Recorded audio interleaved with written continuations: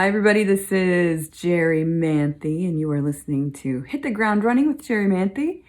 I am your host and celebratory participant of the podcast world. Hello, everybody. Welcome to Hit the Ground Running with Jerri Manthey, and I'm your host, Jerri Manthey. What a coinky dink. Not really. Wow. I can just say that the last couple of weeks has been an absolute adventure. I'm very excited to say that you can now find my podcast on Spotify, on Apple Podcasts, on Google Podcasts, and Stitcher. None of which was an easy feat. I will tell you that right now. For anybody out there who's looking to do a podcast, I will say, get some help. It's very helpful to have the input from somebody who's actually doing podcasts currently. I couldn't have done it without the help of a very dear and new friend. Her name is Jess Rothschild, and I recently did her podcast, Hot Takes and Deep Dives. She asked me a lot of pretty deep questions about some Survivor inside scoop information, and I highly recommend that podcast as well as all of her other episodes. Thank you, Jess, for all your help and input on how to get my podcast out there. It took quite a bit of time for me to figure out the technical side of this. But I will say this to anybody out there that's thinking about doing a podcast. The best advice I can give you is just do it. Sit down, figure it out.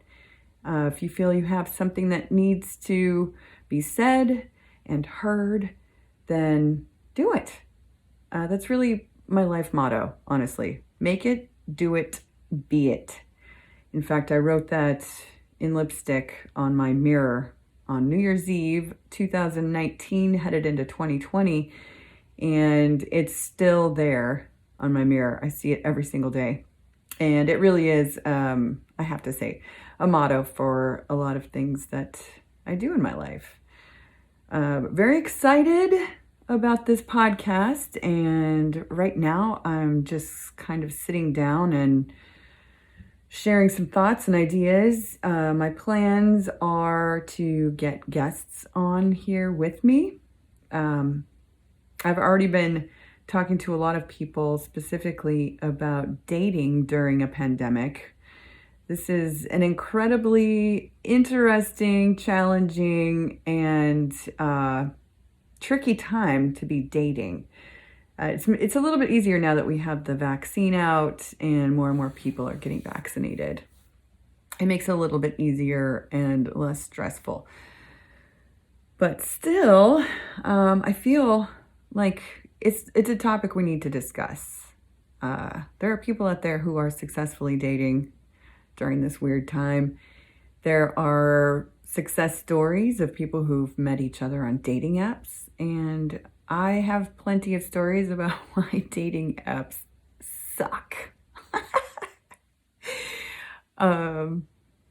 Yeah, it's let me just tell you, this is how I feel about dating apps. So at one point I was on all of them, literally.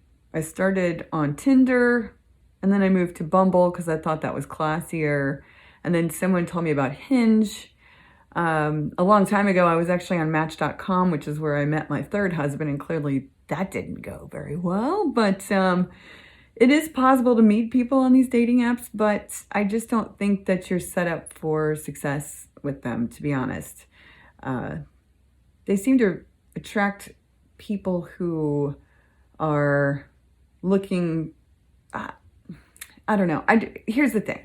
There's a lot of broken people on those dating apps. And yes, there are a couple of them out there that are maybe a good match, maybe a good catch. I don't know. I was on there for a while, but what I kept finding was that it creates a scenario where people just have too many options. So I read somewhere that dating apps were actually created to mimic slot machines in Vegas. So if you've ever sat in front of a slot machine, you just keep pumping money into it and keep hoping and praying that you're going to hit the jackpot. And every once in a while, you get some money back. And when that happens, you get excited. And then you just keep pumping more money into that slot machine. So dating apps were actually designed to have the same effect. So when you swipe right and you get a match, your heart races a little bit. You get a little bit of an endorphin rush. And that's what keeps you swiping. So, I mean, I used to wake up in the morning, I would roll over, I would grab my phone, I would just start swiping. The next thing you know, I'd still be in bed and it would be noon. And I'm like, what? I have things I got to do today. And I'm so wrapped up in the dating apps that I can't stop. It's addictive. It's literally addictive. So that is what those dating apps are designed to do. So what happens is, you swipe right, you match with someone. That should be enough, right? That's what you're looking for, is a match. You go in, you read their profile, you maybe send them a quick little DM like, hi, so happy to see you swiped right. Send me a message back. And then you just go back to swiping and swiping and swiping and swiping. And next thing you know, you've got like 20 different matches. You've sent out 20 different DMs to those people. And now you're just waiting for a response. Well, on the other end, they're doing the same exact thing. It just sets things up so that you have multiple matches. You have multiple people that you're trying to connect with. And the options are so great that you get consumed by the whole thing. And the whole time you're now texting multiple people several times a day, back and forth, you're still swiping. You still go back and you keep swiping.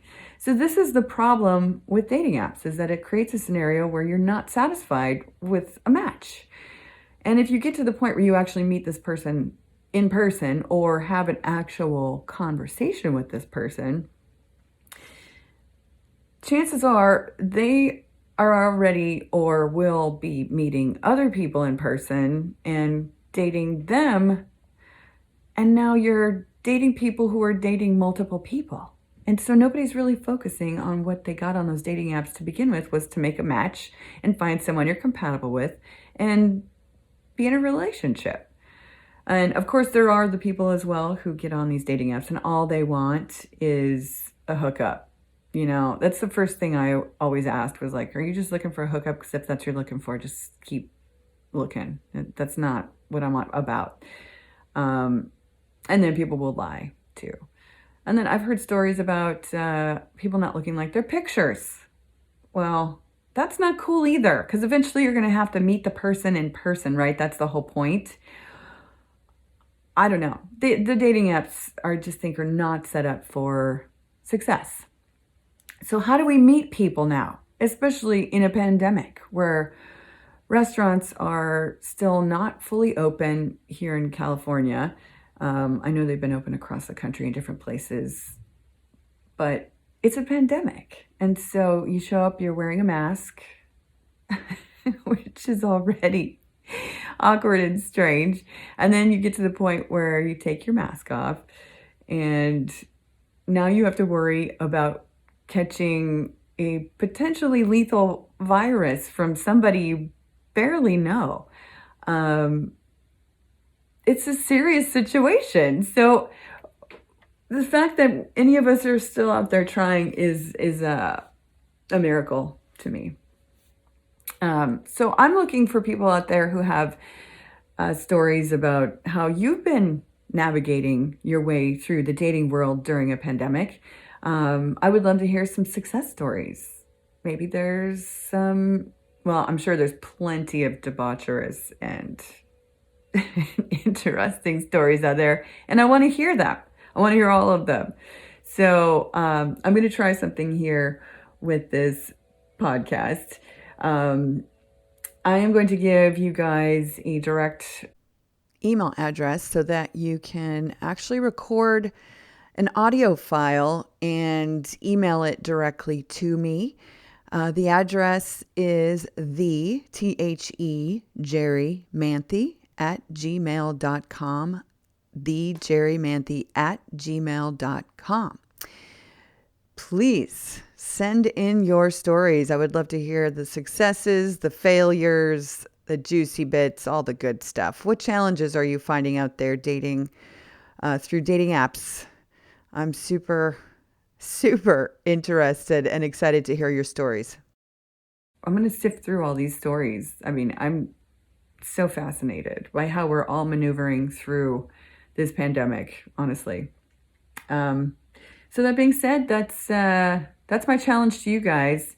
I'm going to start booking some guests and then working through the technical aspects of recording Zoom calls with people, which also means I need to separate audio from video and upload and all the fun little things you get to do when you have your own podcast and you're trying to figure out how to create audio files that are separate from video files, which actually that part's very easy. This is all new to me, so just be patient with me. Follow along with me, you guys. Like, seriously, it is... anyone who wants to do a podcast, I think this will be a fun little journey to take with me. Maybe you want to do it at the same time. We can go through the same things together. But like I said earlier, the most important part is that if this is something you're interested in doing, then just do it. Just do it. I'm doing it. I've never done this before. But I will say I have a really great mic from when I used to record audiobooks. It is the Audio-Technica ATT2020 USB. It plugs directly into your computer. You can download the Audacity software program on your computer for free, and it is a great sound mixing, editing system. I highly recommend Audacity, and the rest you can figure out. I have no idea what I'm doing, but I will say I'm super excited and I can't wait to get this, get into some pattern or some rhythm here where I can put out enough content to keep you guys satisfied. All right, so that being said, I will see you guys very soon. Thank you for tuning in to Hit the Ground Running with Jerri Manthey. That is exactly what we're doing right now, is hitting the ground running 100%. All right, you guys, take care of each other. Have a good one. You can follow me on YouTube, on my channel, and please subscribe. Also follow me on Instagram @Jerri Manthey and Twitter @Jerri Manthey.